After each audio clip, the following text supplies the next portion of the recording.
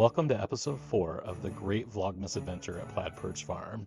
I'm excited to open 2 more fibers with you from the Great Guts Adventure from Melly Knits. I'm going to share some of our family traditions around the holidays, and as usual, there'll be lots of wintry adventures in farming. So I hope you look forward to joining me for the next 4 days in this Vlogmas adventure. We have made it over halfway through the Guts Adventure.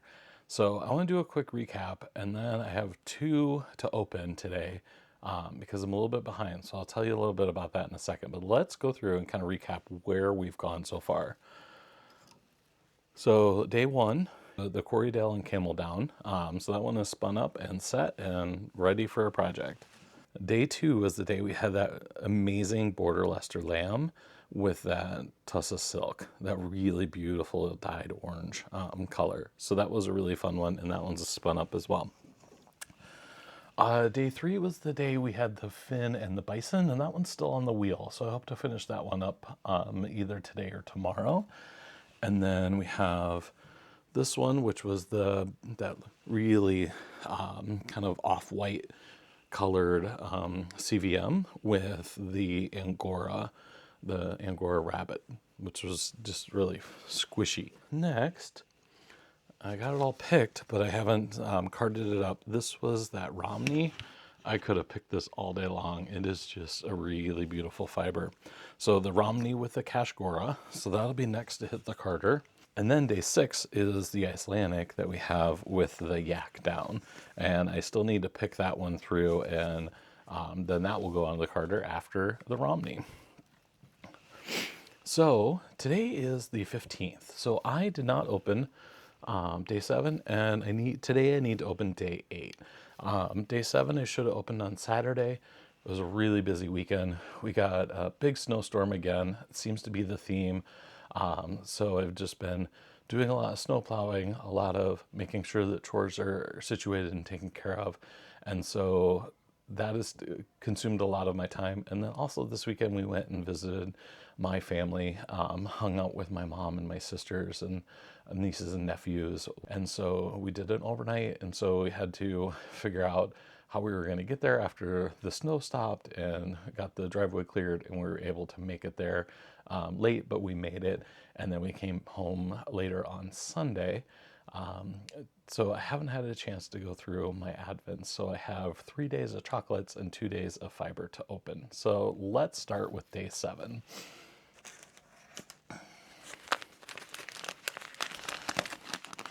This one feels like a full bag, so let's see what we have here.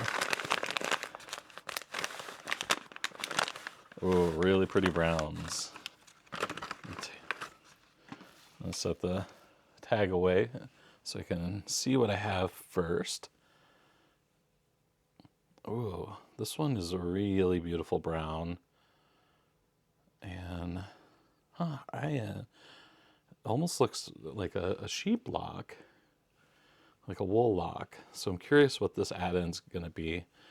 And this one is a really tight, curly, almost reminds me of a Shetland. But really beautiful chocolate brown. And definitely a fine wool. So let's see what the tag says. What do we have today? Ooh, a Cormo. So it was a quarter Cormo from Seven Spirits Farm with 5 grams of alpaca. His name is Rust, from All In Alpacas in Ontario. So a Cormo and alpaca mix. This one is a really curly Cormo. Look at that lock structure. Isn't that crazy? That's really just, so that really tight, crimpy, so that really tight crimp is going to add a lot of loft to this one. And then this alpaca, which is a beautiful color of alpaca, is going to really add a really softness and really add to that warmth. So I am excited to learn a little bit more about these 2 fibers. And as I pick through them, I will give you an update on what I've learned and a little bit more about each of the fibers. So let's do day 8 right away. day 8 is also a pretty full package. Let's see what we have for day 8. Ooh, grays. I do love the gray colors. So this one's a fun, really airy, nice blocky lock. Really beautiful gray. It's really soft.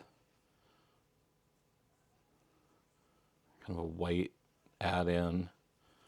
Ooh, that's really going to lighten this gray up really pretty. Let's see what these are. So, oh, I'm very interested in this one. So this is John Quill, a Norbouillet, Rambouillet, so a Norbouillet from Pine Hollow Farms.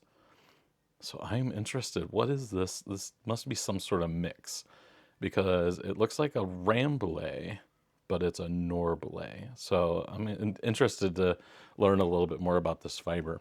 And then we also have a Kid Mohair. I was wondering because this has a lot of sheen to it and a lot of, you get to see that halo in there. That's really fun. All right.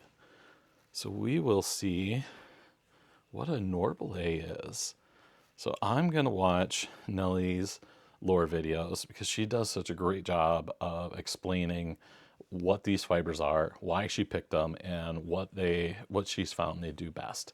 So I'm going to watch those, learn a little bit more, do a little bit of research, and then as I'm picking these, I'll come back and fill you in on what I found and what my plans are. So we also have some catching up to do with the chocolates. And so today is the 15th, and so we have the 13th to open. Ooh, this is one of those nougats. So that's a really fun one. And the 14th.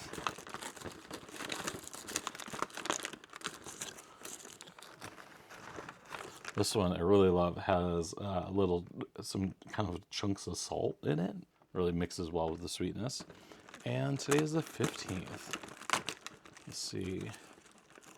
And the 15th, we have the caramel truffle again.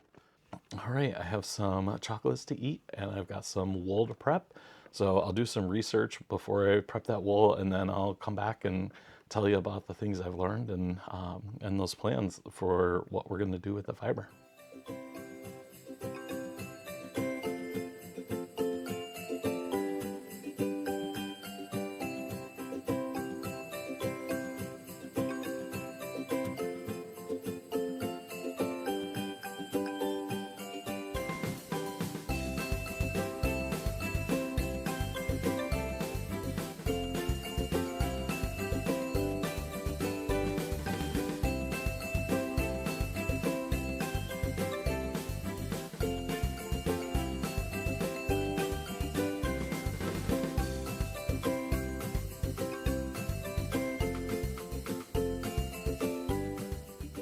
So today I wanted to share a little bit with you about family traditions. I think that's something that a lot of us hold close and is something that adds a lot of uniqueness between different families. When families come together, trying to blend those different traditions can be an interesting mix. One that I have started to take a larger role in is these stockings that are great. My great aunt started. She started knitting stockings for our entire extended family. So my grandfather and all of his siblings and all of their families, she has knit, I believe, over 300 different stockings for them, and others that she are involved in her life, like coworkers and other family friends that she's knit.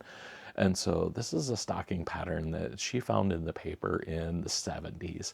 And so she continues, so it's a pattern that she has memorized by heart, and she continues to knit it, and she has all these different motifs. And it's really interesting because she'll create a motif that will be unique to a particular individual. So if someone marries into the family, like my cousin Jason, when he married into the family, I made his was the first stocking that I made, and I was able to incorporate Pikachu into that stocking because he's a very avid Pokemon. And so that was a neat way to incorporate that in and build that uniqueness around these snowmen in the stocking.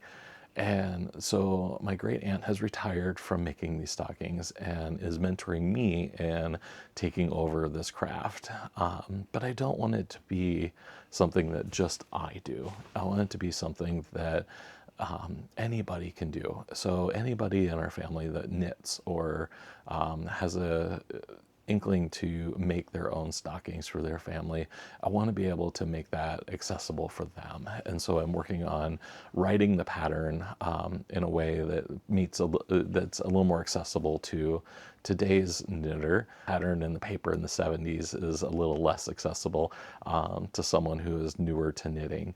And so I'm working to put that pattern together based on what my great aunt has worked on all these years, and to be able to share that with the family and mentor them and share that tradition along.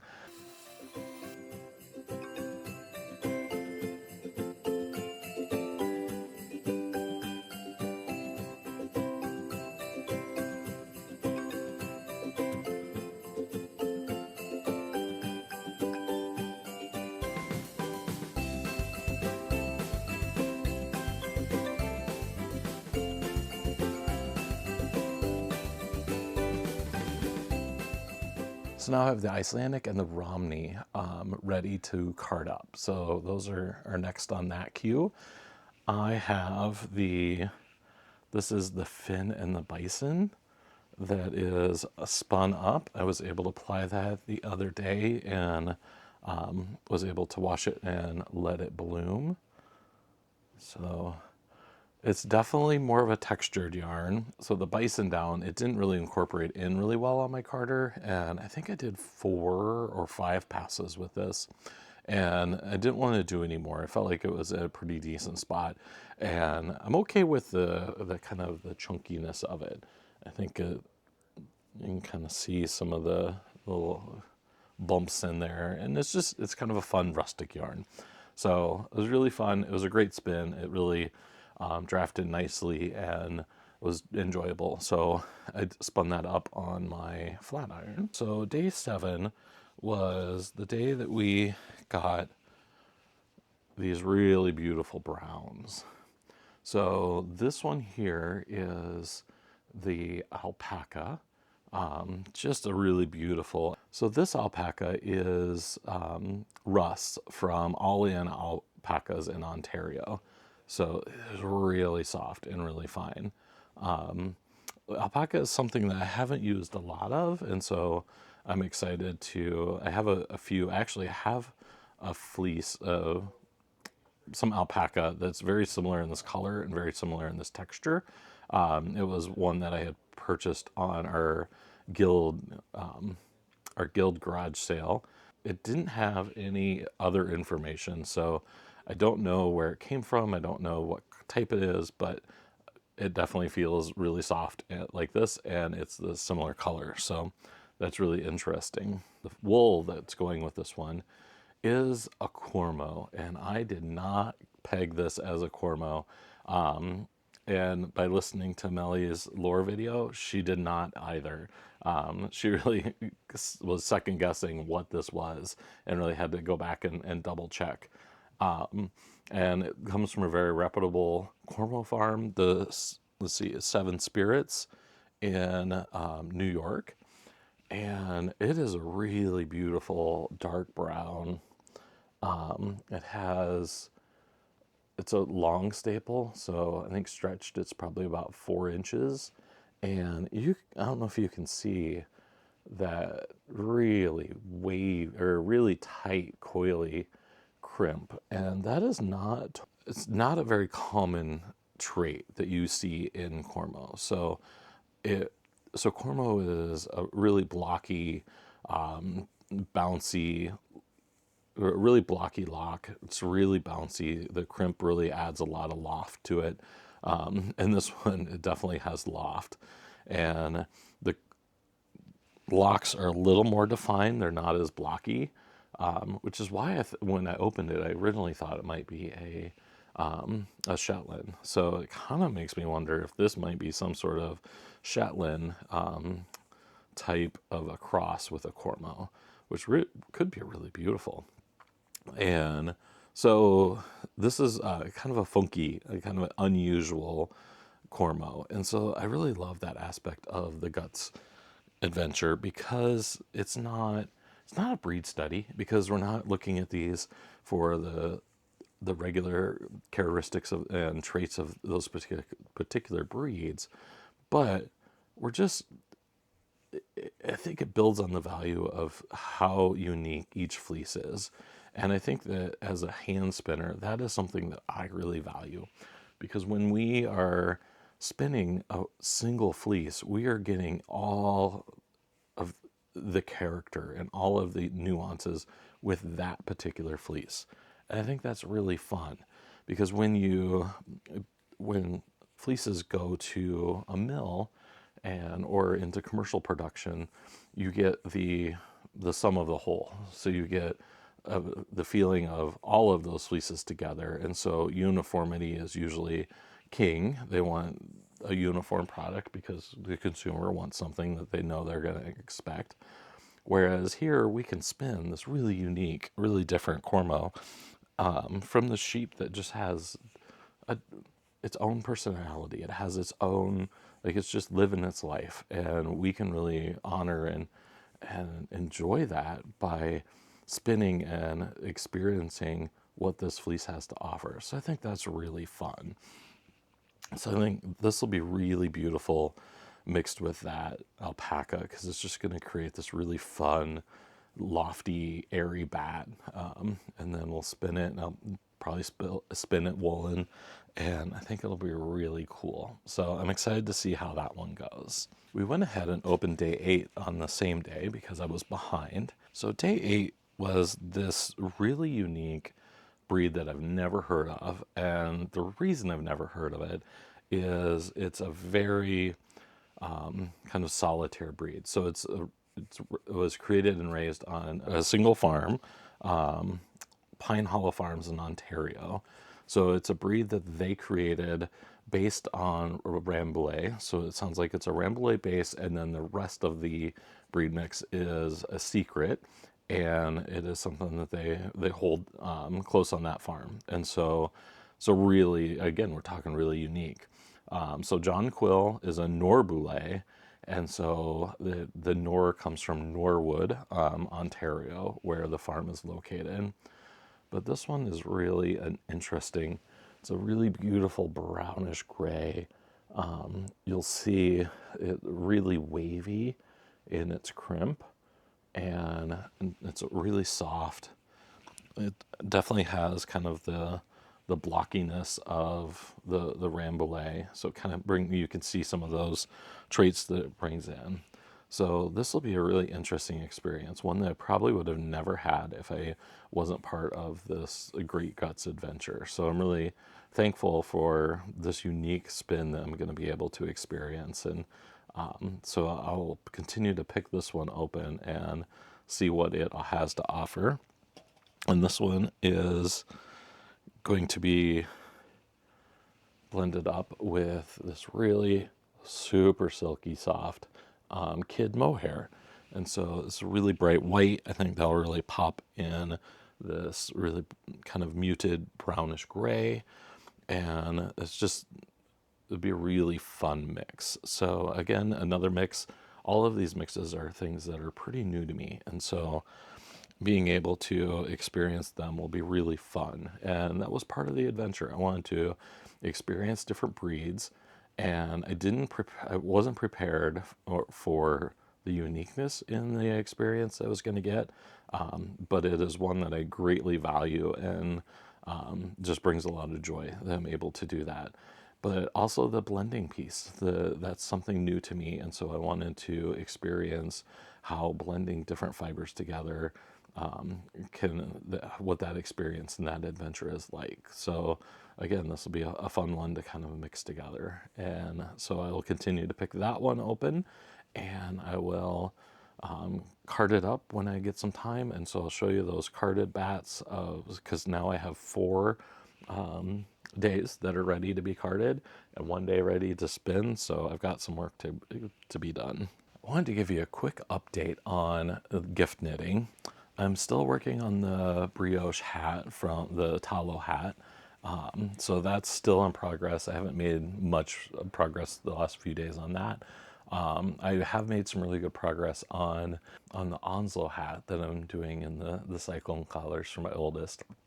And so that one's upstairs. So I'll show you that one on the next episode. Maybe I'll be done by then because that one's going pretty well. And the one I have finished is my middle's sibling sweater. So this is the sweater that I knit up using just leftover superwash yarn from other sweaters that I've knit them. I need to block it yet, but it has this folded over collar, which adds some nice structure to it.